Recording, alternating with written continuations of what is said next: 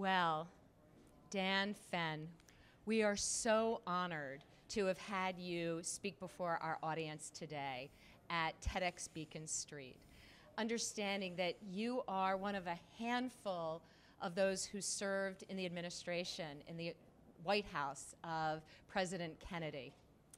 And I'd love to hear from you a little bit more about what it was like for you to be there at such an exciting and challenging time. You know, it's fascinating. When I first went down there in June of 1961, and my office was in the executive office building. It was a suite of offices that General MacArthur had. And I looked out over the White House grounds, and I was back and forth into the West Wing all the time, and looked out over Washington, and I thought, this is absolutely remarkable.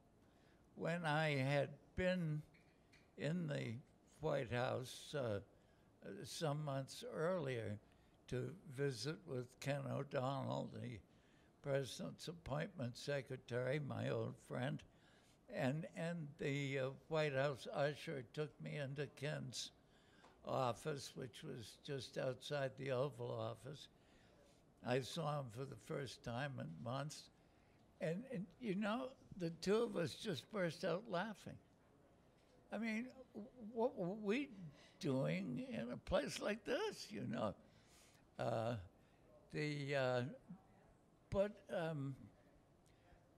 When I first had a house with a garage door that went up when you pushed a button, I thought that was the most remarkable, wonderful thing in the world. And after about 3 or 4 weeks, come on, what takes you so long to go up? So you do, at one level, get used to it, but at another level, it's very exciting to be there and a witness to history and with all those interesting, prominent people. Well, now you have me curious. What were you doing before? What led to your being lassoed in to the White House? Well, I was at Harvard Business School doing some teaching and editing, and then I'd been asked at the time of the inauguration to take over President Kennedy's old Boston office for his successor in the Senate, Senator Ben Smith. So I was doing that part-time and business school part-time. And I got a call from Ralph Duncan in the White House one June day. And I said, oh, Ralph, I thought I was on you guys' bad list. And he said, au contraire, old buddy, au contraire. We want you to come down here and be a part of the White House staff and do this recruitment job.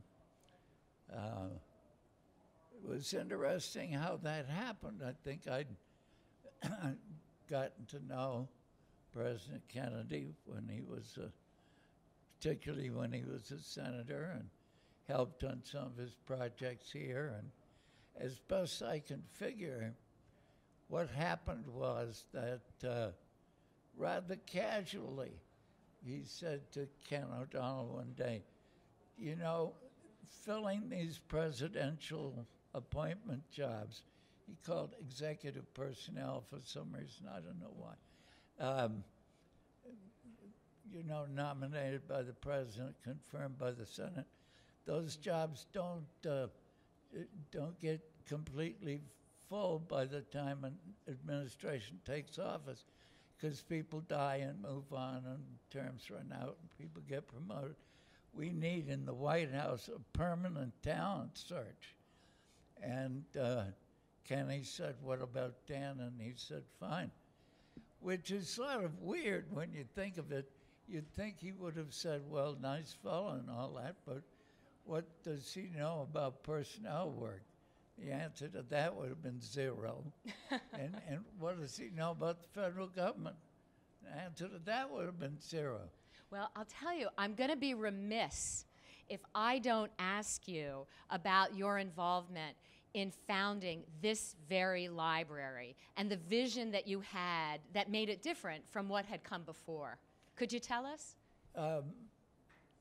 Yeah, I was the founding director. I became director in 1971 until 1986. Up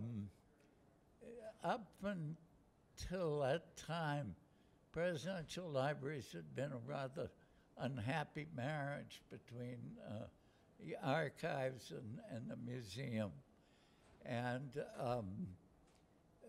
I thought, well, we thought, that, it could be an institution which stimulated an interest in public service for people of all ages.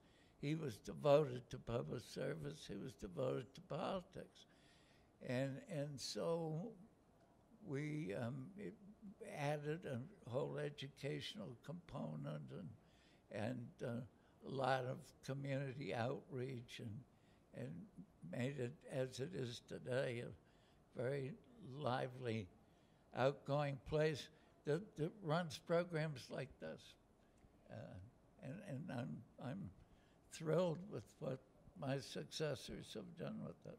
Well, Dan Fenn, through this library and through your own example of public service, I know that you have inspired generations of people, and you've really helped to fulfill the promise of President Kennedy.